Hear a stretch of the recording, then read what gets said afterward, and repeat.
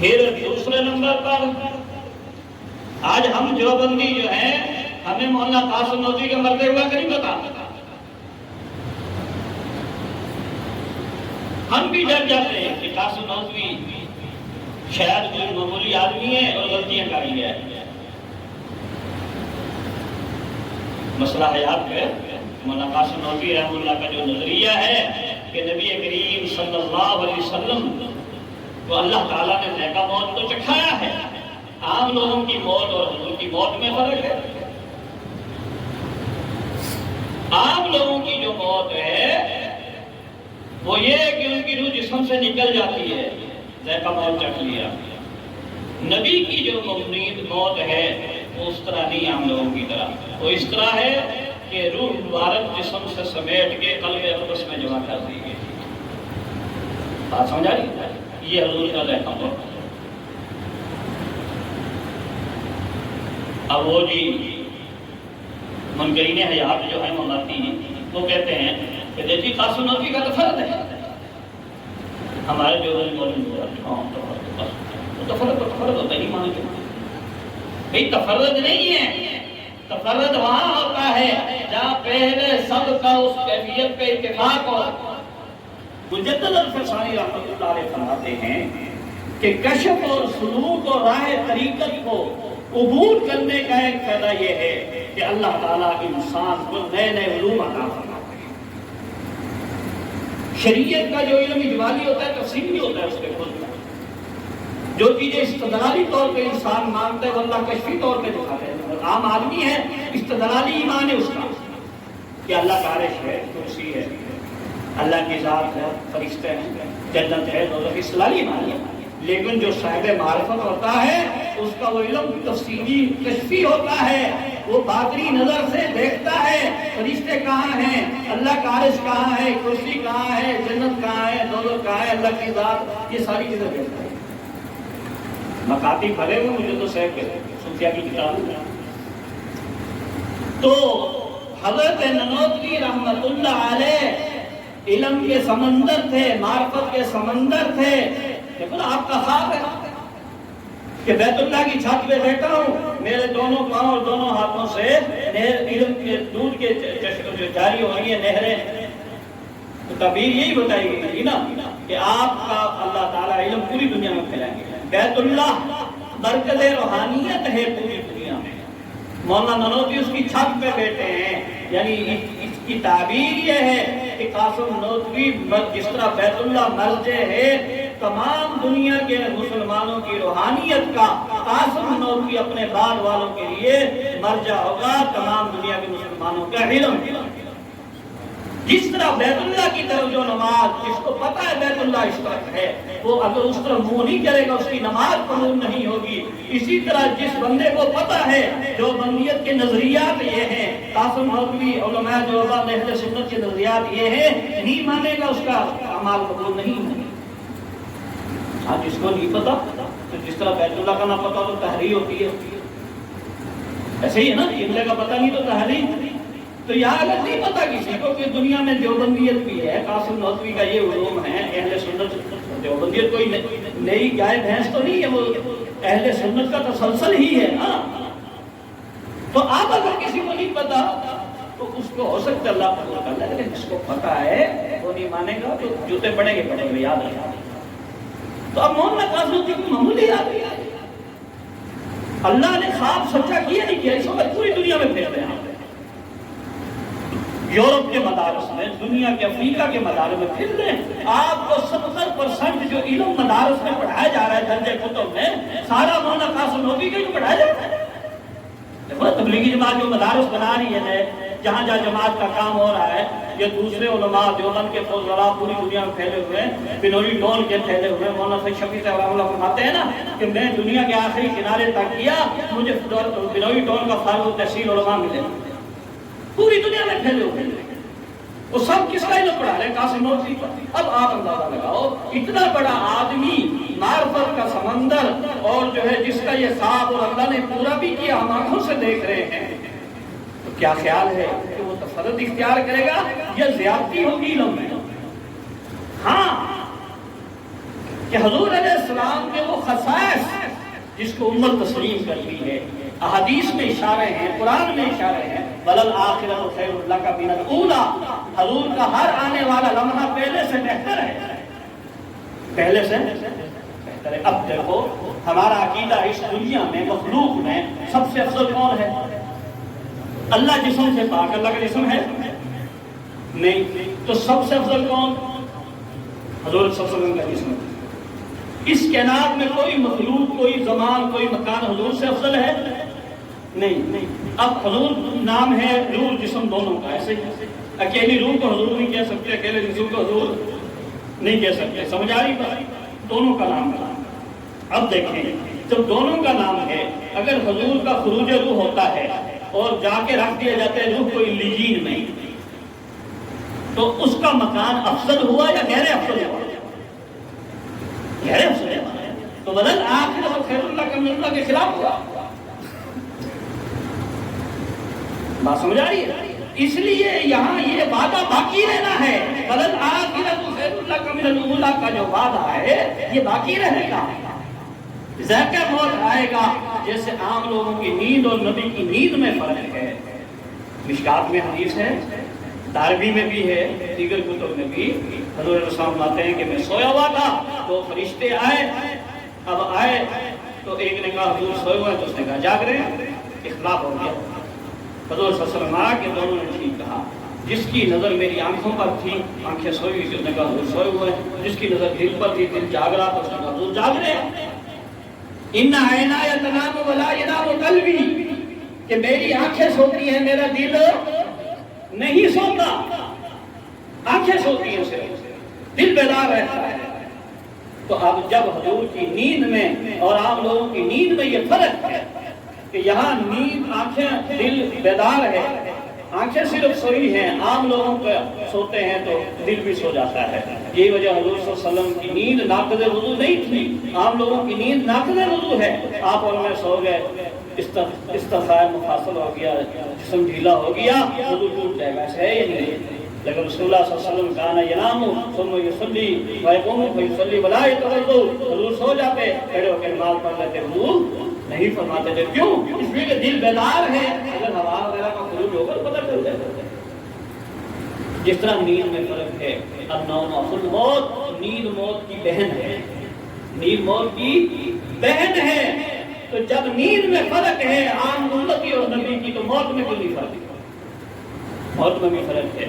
اور اشارہ یہاں بھی مل جاتا ہے کہ سیدنا فاروق اعظم رضی اللہ تعالیٰ تلوار لے کے کھڑے ہیں کہ خبردار کسی نے کہا علیہ السلام بہت ہو گئی، گردن اڑا دوں گا۔ کیا مطلب؟ فاروق اعظم مضبوط الحواس ہو گئے تھے؟ نہیں، فاروق اعظم کی نظر تھی کشفی، اور اتنی دور سے دیکھ رہے ہیں، یا ساریہ الجبل، سینکڑوں میل دور ہے حضرت ساریہ مہاجر جنگ پہ، یا ساریہ الجبل کہہ رہے نا۔ تو اللہ نے کشفی نظر جو دی تھی، جب دیکھا کہ حضور صلی اللہ علیہ وسلم کا دل بیدار ہے، حیات ہے، اور اس میں شعاع انوارات ہیں، تو فرمایا خبردار کس نے کہا حضور صلی اللہ علیہ وسلم فوت ہو گیا، حضور تو زندہ ہے۔ اب یہ مسئلہ آتا تو پتا تھا عمر فاروق کو کہ حضور کے دل میں حیات ہے تو زندہ، لیکن یہ نہیں پتا تھا کہ یہ خاصیت ہے حضور کی کہ عین ذائقہ موت کے وقت بھی حضور کی زندگی رہے گی۔ یاد رکھنا یہ لوگوں کے ذہن میں بہت سارے یوٹیوب اور دوسری چیزوں پہ وہ اس کے درس وغیرہ آتے رہتے ہیں، نام میں نہیں لیتا، کراچی کا ہے، کہہ رہا ہے جناب دیکھو جی حضور صلی اللہ علیہ وسلم جو بات پائی ہے، تو اگر حیات ہے تو موت کا، موت ہے تو حیات کا، حیات ہے تو موت کا، موت ہے تو حیات کا۔ اب دیکھو وہ کہہ رہا ہے کہ جی موت ہے تو حیات کا، حیات ہے تو موت کا۔ مولا نصیر الدین تھا، گھر میں مہمان آنے تھے، 2 کلو گوشت لا کے دے دیا، ملا کی بیوی ملا کی طرح لطیفہ، تو وہ گھومتے گھومتے ہی کھا لی سارا گوشت، 2-3 کلو گوشت دیا نا ملا نے کہ چلو آ رہے ہیں میرے ساتھی دعوت پکا لے کھانا، تو گوشت کھا ملا آیا سالہ بنا ہے، اس نے کہا کہ یہ بتایا کہ گوشت کھا گئی ہوگی، پٹائی ہوگی، اس نے کہا بلی کھا گئی، ان کا بھی بڑا تیز تھا، بلی اٹھائی ترازو کرا دیا، اب 2 کلو بلی کا وزن ہے، اب 2 کلو بلی کا وزن ہے، ملا کہتا ہے نہیں تمہیں گوشت کا ہے تو بلی کا ہے، 2 کلو گوشت کھاؤ کہ اس کا وزن ہونا چاہیے نا، تو گوشت ہے تو بلی کا ہے، بلی ہے تو گوشت کا ہونا ہے. سمجھا رہی بات؟ تو حیات ہے موت کا، موت کو حیات کا. مگر کافر تڑپنے کی کوئی ضرورت نہیں ہے، تھوڑا سا آرام سے سمجھ لو مسئلہ کیا بھائی. دیکھیں علامہ صاحب ابن عبد الہادی حنبلی رحمہ اللہ نے لکھا ہے ساری مملوکی میں کہ حیات بھی ایک نوع ہے، موت بھی ایک نوع ہے، جنس ہے. حیات بھی جنس، موت بھی جنس ہے، اور بعض بعض کے ساتھ جمع ہو جاتی ہے. اس کو مثال سمجھیں. صحت بھی ایک جنس ہے، مرض بھی ایک جنس ہے. اب ایک آدمی دل کے حساب سے صحت مند، گردے ٹھیک ہے، صحت مند تو صحیح صحت مند ہے یہ نہیں، لیکن نزلہ لگا ہوا ہے تو بیماری بھی. تو اب بیماری کی بات نو بھی پائی جا رہی ہے اس میں، اور صحت کی بات اللہ بھی. اسی طرح موت اور حیات یہ دونوں جنسیں ہیں، دونوں بیک وقت بعض انواع پائی جا سکتی ہے جسم میں. آپ سوچتے ہیں اللہ بسم کا دعا پڑھتے نہیں پڑھتے؟ پڑھتے ہیں اللہ بسم کا دعا پڑھتے نہیں پڑھتے؟ کیا جھوٹ بول کے سوتے ہیں آپ؟ اللہ کے نبی نے یہ بتایا سوتے وقت جھوٹ بولو. اللہ بسم کا دعا اللہ میں مار رہا ہوں کہ آپ کا سانس چل رہا، روٹی ہضم ہو رہی ہے. سمجھا رہی بات؟ لیکن امود کیوں کہا؟ اس لیے کہ بعض انواع موت تعریف ہوئی آپ نے، بعض انواع موت تعریف، اور بعض اچھا بولتے ہیں الحمدللہ الذی احیانا بعد ما اماتنا. تو موت کی بعض انواع جسم میں ہو، حیات کی بعض ہوتا ہے. اب عام لوگوں میں یہ ہے کہ حیات کی اتنی انواع ہوتی ہے کہ عذاب و ثواب قبر محسوس ہو، باقی حالت موت کی انواع ہوتی ہے. لیکن نبی میں موت کی بات درجے کی اور غالب ہو حیا. تو اس لیے غلطہ کی وجہ سے اس کو حیات کہا جاتا ہے. کیا کہا جاتا ہے؟ اور جتنی نیکی زیادہ ہوگی اتنی حیات کے انواع غالب ہوگی. من عمل صالحا من ذکر او انثى وهو مؤمن فلنحيينه حیاتا طیبہ. شیخ الاسلام حضرت علامہ شبیر احمد عثمانی رحمہ اللہ نے اپنے فوائد عثمانی میں لکھا ہے کہ یہ جو حیات اللہ نصیب کرتے ہیں نیک آدمی کو، یہ قبر میں جا کے زیادہ اجلی اور صاف ستھری ہو جاتی ہے، زیادہ اجلی اور صاف ستھری ہو جاتی ہے. اب دیکھو جو عام آدمی کی حیات اجلی اور صاف ستھری ہو جائے سے واقعات کہتے ہیں کہ ایک اللہ والے فوت ہوئے تو کوئی آیا تو مسکرانے لگے. کیا ہوا؟ مسکرانے لگے. مولا علی شیر حیدری کی کرامت ہے، جب ان کا جنازہ گھر لایا گیا حضرت حیدری شیر رحمۃ اللہ کا، ان کی والدہ نے کہا بیٹا مبارک ہو، تو حضرت نے یہ کام کر دیا. تو تصویر آپ شہادت کی دیکھیں نا، اگر اس میں ایک آنکھ ہلکی سی کھلی ہوئی ہے.